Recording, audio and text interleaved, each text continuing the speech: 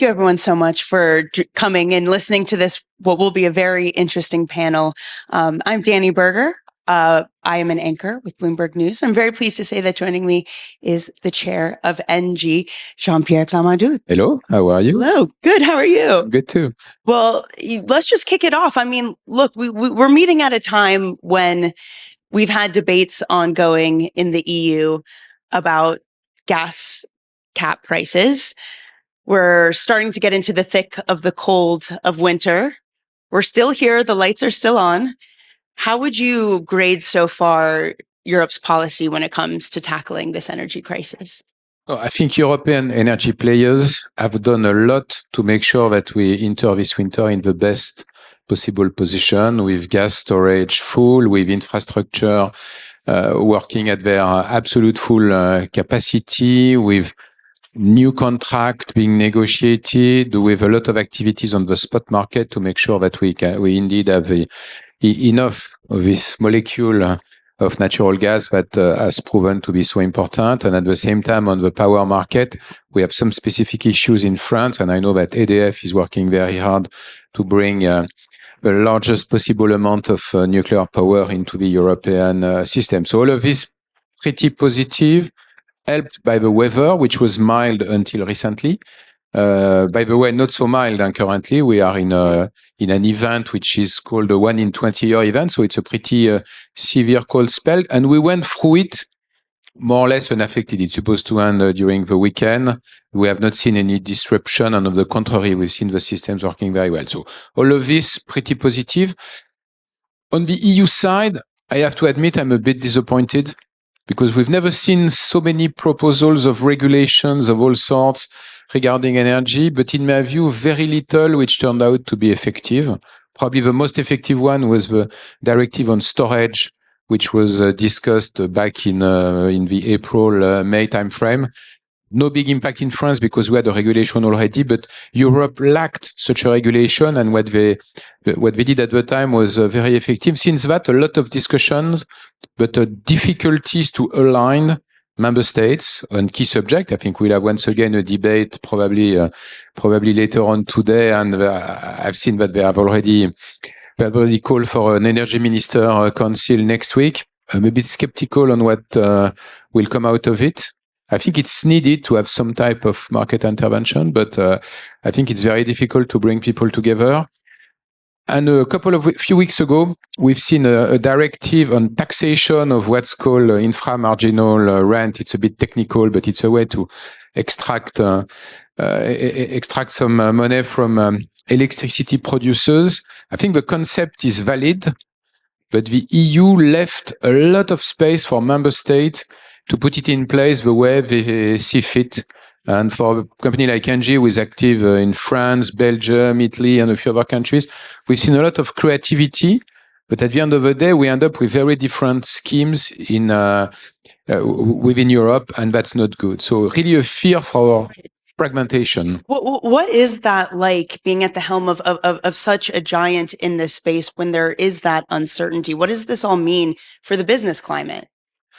No, it creates difficulties because what we like, and I know it's a bit theoretical, but we think that the single market was indeed a great achievement. And the European energy market has been a very important achievement because we can benefit from the size and the fact that each country has different situation, which means that we can help each other when we are facing challenging times. So each time we go for fragmentation, we create another layer of volatility, questioning, difficulties to have a need to act in very specific ways in different countries. It's not good for Europe. It's not good for large corporations like us. And I think it's not good for the Europeans, because at the end of the day, there will be a price to pay for inefficiencies which are coming from this increased fragmentation. Yeah, I mean, it really is fascinating to hear that, because the solution is one of unity, of using the collective power of Europe and to avoid some of these spillover effects like you're talking about. Where do we stand on the project of unity? Does it seem strong enough that we can cross that hurdle? I tend to be optimistic, so I hope we'll cross this hurdle, because if we go if we are not able to secure, let's put it that way, a single European energy market, I think it will have tremendous consequences because energy is such an important input for any economic activities that the fragmentation of the EU energy market would be bad news for the single market project as a whole. And we are about to enter into a discussion on what's called the market design of the power of the electricity in Europe. The Commission is supposed to put a proposal on the table. I see also conflicting forces on such a matter, and I really call for a common answer. I know there will be complex debates, but at the end of the day, we need leadership, and we need the ability for the Commission and the Council, which means the member state, to come with an answer which strengthen, not only secure, but strengthen the European energy market. This is absolutely key, I think, for the European project as a whole. And for Europe as a whole, I know this is something we discussed before, this idea that so much of industry is predicated on having a cheap energy source, and that energy source has been Russia. Do you foresee the competitiveness of Europe dissipating if that economic model is no longer viable? Well, yes, it's a reality today. We've seen incredibly volatile but incredibly high energy prices in Europe for a variety of reasons. On the gas side, it was obviously the Ukrainian war and the fact that Russia has decided to stop most of the import, not all, but most of the imports into Europe in June this year. So we had to scramble to bring new volumes into Europe, mostly GNL. There was a huge risk premium put on the market. I remind you that at the end of August, we had a few days with gas prices at 300 euro per megawatt hour. The average of the last 10 years is between 10 and 20. So it was a 10-fold, 20-fold increase. And that created a very negative signal for European industries. I think we've seen at this time a number of industrial companies taking decisions either to stop production temporarily in Europe or to move it probably for good to other parts of the world. We've seen for large gas users, the ones which are connected to the European transportation grid, we've seen a reduction of around 30%. Wow. So that's not efficiency. That's really people shutting down units. So the question is it temporary? Is it something which will it come back? And does it affect some very specific industries like fertilizer, or is it something which can have an impact on the overall supply chain? I think all these questions means that there needs to be a reaction from Europe once again to make sure that we can secure conditions for the majority of industries, probably not all of them, the ones which are really very, very energy intensive. There will be a lot of incentive to move elsewhere, but we need to secure the core of the European energy industry footprint. And we need to make sure at the same time that we can grow into industries, businesses where there is a huge potential, and most of them are linked to the energy transition. I mean, ENGIE is a company that has gone through this transition to a very large degree of taking on this project of renewable energy sources, different energy sources, decarbonization. Given that experience, talk to me about the investment, both financial and time, for Europe as a whole, for this project, for everyone to be doing this. No, it's a project, but you're right. ENGIE went through this road. Sometimes I think it's probably easier for corporations. We have more flexibility. We don't need to go back to elections on a very regular, at very regular intervals. But at ENGIE, we have almost completely exited coal. Coal today is less than 2% of our assets when it comes to energy production, and we have taken a very strong commitment to exit from coal in 2025 in Europe, 27 for the whole world. We have taken an objective to be carbon neutral in 2045, and it means there are two main levers that we are using. Very significant investment in renewable.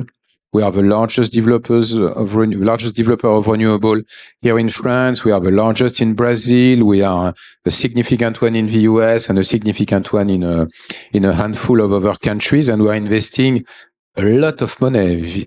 We are Today, the company is investing about 5 billion euros per year in growth capex. The majority of this goes to renewable, and we are really willing to increase this.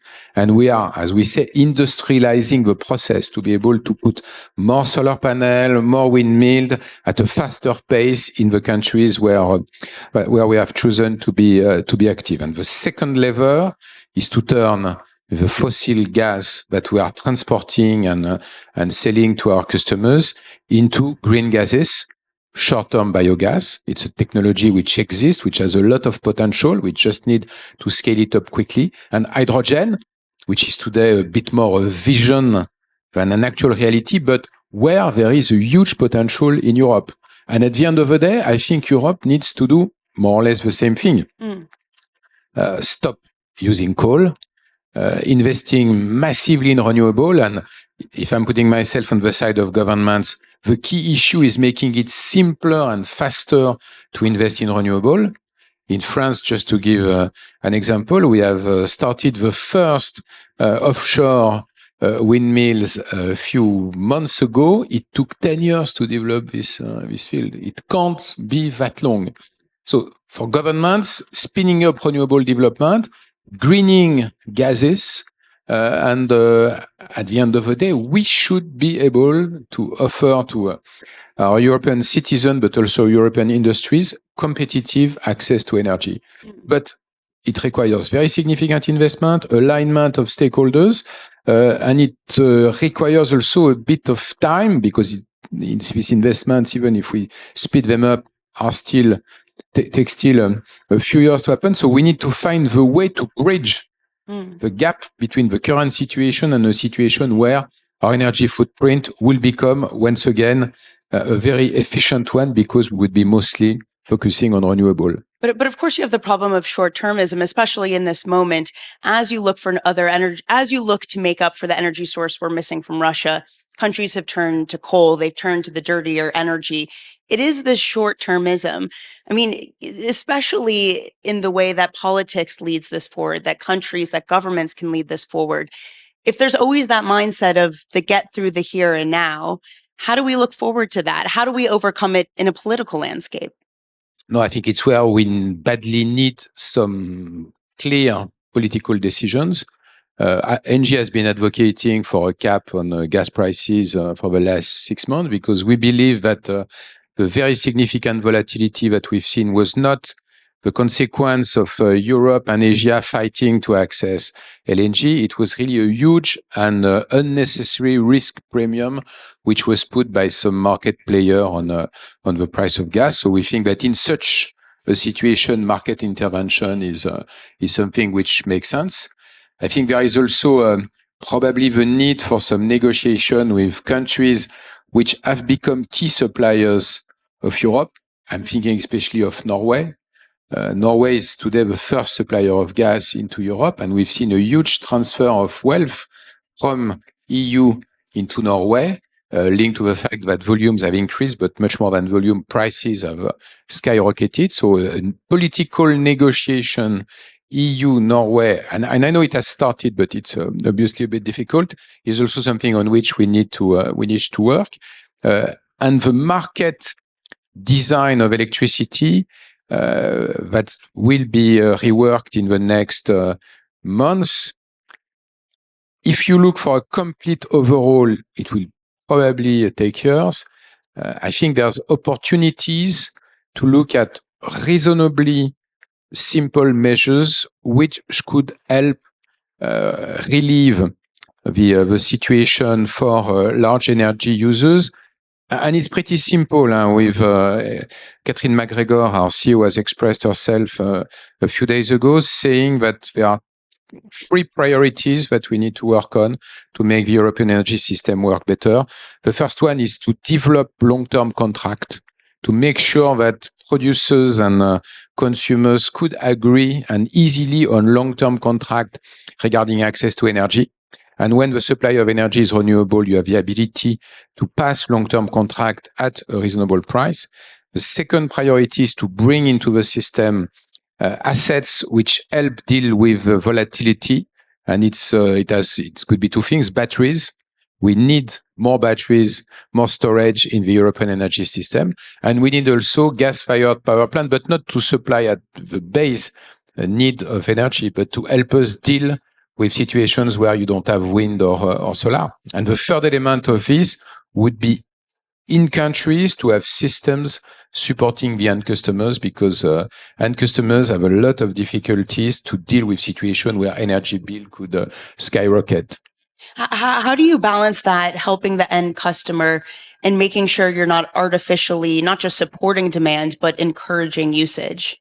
Well, it can't be a full protection, because yes, we see. I mean, we are looking very carefully at what's happening in different countries, and when we look at the reduction in energy consumption, the reduction is more important in countries where the end user are supporting the full impact of the energy prices, but at the expense of creating some very difficult situation for the more modest households. So there needs to be, in my view, some type of government intervention, but it needs to let the price signal visible for users, because price signal is probably what convince people that yes, they can tweak a little bit their heating system to make sure that they reduce their consumption. So could we say something similar with the debate over caps? I know you say gas caps make sense.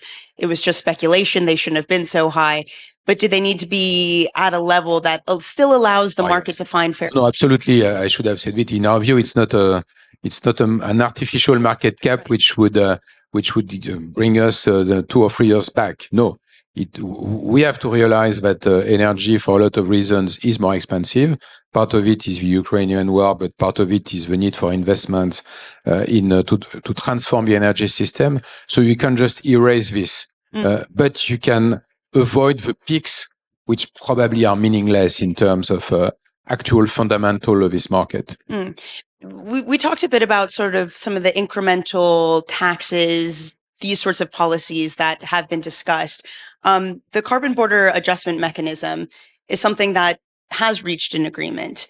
To what extent should we worry that it will draw the ire of major trading partners for Europe, like China, like India? Well, I guess the idea is really to make sure that there is some alignment between the largest economic regions. So I think it's a strong signal that we are sending to India, to China, probably also to the US, that there is a need for them to put in place policies which will mimic what we are doing in Europe. And I could dream of a point of time where there would be carbon prices giving the same type of signal in all, at least the developed economic region. And I would certainly count China as a developed economic region. We're heading towards the final few minutes here. So I want to, as we get towards the end, ask you a really simple question that I know the answer is not simple. I was fearing that. So I want to give you time for this. And I know we've gone over some of these things, but just to kind of put a fine point on it, why do you think the European energy market is so difficult to reform? No, it's difficult to reform because we have left the energy mix as the responsibility of each member state. And the elephant in the room is nuclear. Member states have very different views on the role that nuclear could play in their energy system. So we end up, countries which have a lot of similarities like France and Germany, ends up with a very different energy mix. The French one mostly based on nuclear, or where nuclear is playing a central role. In Germany, it was more the gas, which after the decision to exit nuclear, it was the gas, which became the central piece. So that's one element. Second element is market. I mean, we have countries which are probably more liberals than other countries which have a strong belief in the fact that market is the solution to a number of problems and that you need to minimize market interventions. You have countries which, and this does not mean you can have different political combinations or parties in government, but still some countries are very liberal, others are less. But frankly speaking, the fact that the energy mix responsibility is national and not European, it's certainly one of the major roadblocks that we have to overcome to come up with with a common energy market in Europe, which would work very efficiently. I mean, it is to some degree that the war in Ukraine has forced Europe to contemplate this issue, to really make it a conversation and make it a public conversation. In fact, there are always good points coming out of crisis. The COVID crisis has certainly accelerated very significantly the energy transition. Suddenly, the realization that the world is fragile and that we had to take measures to protect the planet. And in a very different way, I think the war in Ukraine is bringing another step of prioritization or acceleration regarding the energy transition. When you look at the European situation with no access to fossil energy in any sort, maybe a bit of coal here and there, but certainly not something on which you want to bet your future, the only way to go is renewable and as fast as possible. And nuclear, I'm not excluding one or the other, nuclear in countries where it's possible to develop nuclear energy production. Okay. Well, I think we're just about out of time. Jean-Pierre, thank you so much. Thank you very much. Everyone join me in thanking Jean-Pierre Clermont.